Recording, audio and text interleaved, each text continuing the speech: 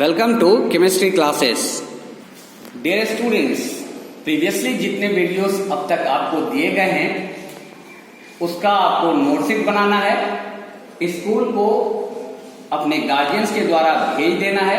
यहाँ टीचर उसे देखेंगे और उस पर रिमार्क्स दिए जाएंगे आपको, फिर कुछ एक्टिविटीज लिख दी जाएगी और वह आपके गार्जियंस के द्वारा आपको वापस कर दिया जाएगा। सो listen carefully and do the job. The second chapter start is matter around us group and the topic should be the elements. Then the first question arises, what is elements? So we should define as an element. An element is a substance which cannot be split into two or more simpler substance by the usual chemical method of applying heat, light or electrical energy.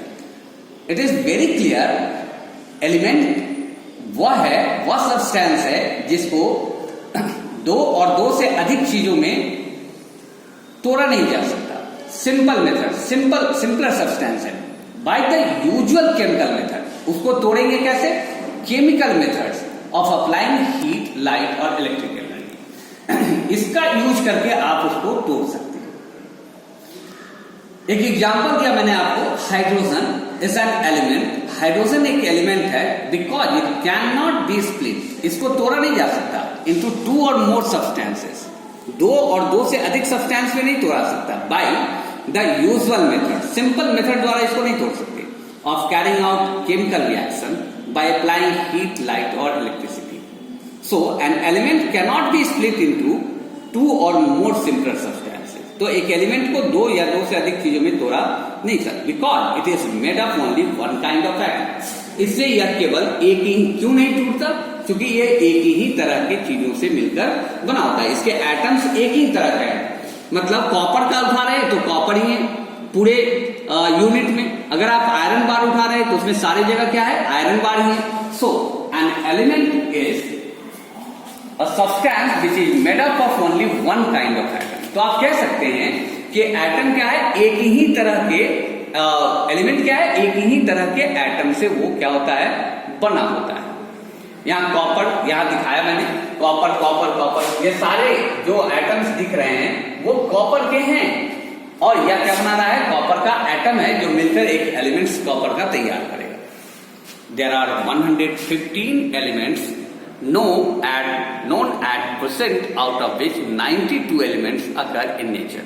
लेकिन हम जानते हैं कि कुल मिलाकर 118 elements discover के लिए दिया गया था। वो जो आप पीरियोडिक टेबल पढ़ते हैं उसमें 118 का जिक्र मैंने यहाँ लिखा, 115 to 160 अब तक डिस्कवर्ड जितना है उसमें जिसकी सारी प्रॉपर्टीज आपको पता है या जिसको बुक्स में डाला गया है का विच 92 एलिमेंट्स, उसमें से 100 आउट ऑफ 115, उसमें से केवल कितने? उसमें से 92 एलिमेंट्स जो हैं वो नेचर में उपलब्ध है, वो नेचर से मिले हमको। बाय रिमेनिंग 23 एलिमेंट्स, जिसमें से 23 एलिमेंट्स को हैव बीन प्रिपेयर्ड आर्टिफिशियल, इसको बनाया गया। 23 एलिमेंट्स लैब टेस्टिंग के दौरान बनाया गया है इसको। Clear? So every substance in this world is made up of one और मोर ऑफ दीज एलिमेंट्स। तो आप कह सकते हैं इस दुनिया में आने वाले जितने भी सब्सटेंस देखे जा रहे हैं या आप जिसको देख रहे हैं वो कहीं ना कहीं किसी न किसी एलिमेंट से ही बना हुआ है। तो एलिमेंट क्या है? वो सबसे छोटा यूनिट है जिससे आप किसी चीज को बनाया जा सकता है। एग्जाम्पल दिया मैंने, some common elements are hydrogen, oxygen, iron, carbon dioxide. These all are carbon dioxide नहीं, carbon, sodium, potassium, rubidium, caesium, francium, helium, neon, argon, krypton, xenon, these all are the elements. अब इसमें elements को जब identify किया जाएगा तो उस identification के दौरान पता चलेगा कि और इसमें से इसको भी एलिमेंट्स को कितने रूप में तोड़ा जा सकता है। सो एलिमेंट्स को अगर देखा जाए तो कैन बी सॉलिड, लिक्विड और गैस। तो फर्स्ट अगर इसका फिजिकल स्टेट की बात करें तो फिजिकल स्टेट क्या दिखाएगा कि एलिमेंट्स 3 स्टेट में देखे जा सकते हैं, सॉलिड में भी, लिक्विड में भी और गैस में भी देखा जा सकता है।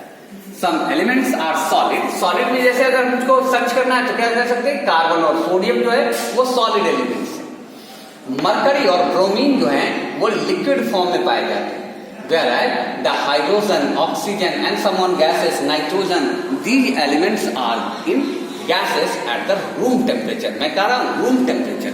So it is recorded. Room temperature का मतलब है कि रूम टेम्परेचर पर एलिमेंट्स को देखना है कि वो सॉलिड स्टेट में है, लिक्विड में है या गैसियस मोड में। So on the basis of their properties, अगर इनकी प्रॉपर्टीज आगे चल के देखेंगे, फिजिकल प्रॉपर्टी के आधार पर देख रहे हैं, केमिकल प्रॉपर्टीज के आधार पर इसको डिवाइड किया जा सकता है। So on the basis of their properties all these elements can be divided into 3 groups. तो इसको 3 ग्रुप में 118 एलिमेंट या 115 एलिमेंट को कह सकते हो आप कि इसको 3 ग्रुप में बांटकर देख सकते हैं, metals, non metals and metalloids. तो हमारा जब अगला टॉपिक हम जब शुरू करेंगे कि मेटल्स क्या है, नॉन मेटल्स क्या है, मेटलॉइड्स क्या है, till that thank you very much and आप इसकी पूरी तैयारी करें और इसका नोटशिट को आप स्कूल प्रबंधन को भेजें।